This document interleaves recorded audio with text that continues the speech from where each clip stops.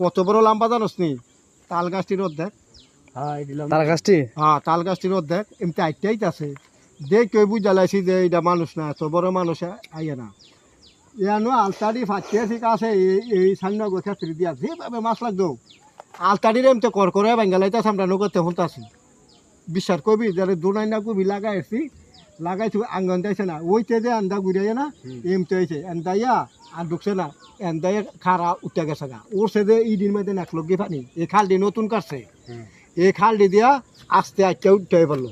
উঠতে এন্দা গিয়া ওই যে সিন্দির আছে না আর দুই দিকে সামনে ওইটা তারা যে তাকে আগার দিয়ে উঠতে নামছে, উঠতে নাম না এইভাবে গিয়া আবার মশারের অবস্থানের এদিকে দিয়ে খাল করে গিয়া বলে এত বড় বড় কাজ দেয়। আর সাদা কাপড় অনেক বড় যাইতে গেছে দুনে দুনে তো বুদ্ধি দেখছি আঙ্গরে ক্ষতি করে না।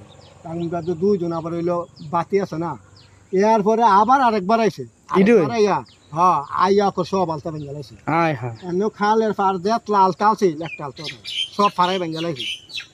তবে হ্যাঁ তে বুঝলাম মাদার সুদা শয়তানও আলতা ভাঙ্গে, চিন্তা করছো? যাইতাম ভারি না আমি তো কর করে ভাঙ্গে, কিন্তু আমরা ডরাইছি না দুইজন না, ইডিরে তো বুঝি মাদিনে আমরা ডর পাইছি না, একটা মানুষ নাই নির্গম।